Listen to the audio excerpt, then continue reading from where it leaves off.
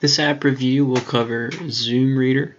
So you can see here's a example of the Zoom Reader display and how it highlights and magnifies text, and it can also read it aloud.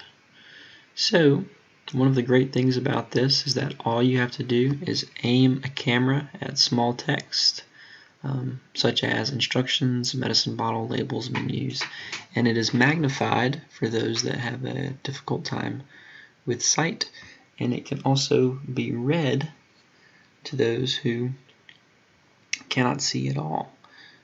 Another great thing about Zoom Reader is that it's available and has been available for a very long time on the App Store via Apple. If you have an iPhone or iPod, you can download that app.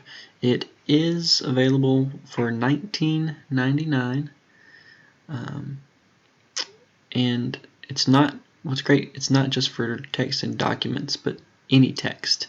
So if there's an issue within a special education classroom with medications or directions, labels, anything of the sort that a student might need to read or know what it says, you can just scan it with the camera on the device, the iPhone or the iPad or iPod, and it will simply digitally zoom the image or the text, and it can read the text out loud. The app automatically focuses the camera before taking a picture, so you don't have to worry about getting just the right picture. But it's very simple, very easy to use in a special education setting for students that may not be able to read or be able to see very well.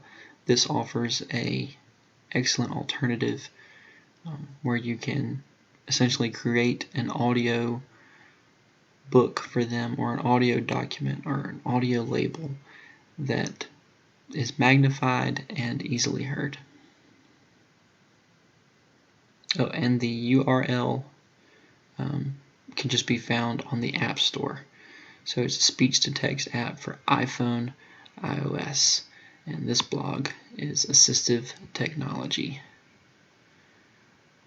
And that's what Zoom Reader falls under. It's an assistive technology application on the iTunes App Store.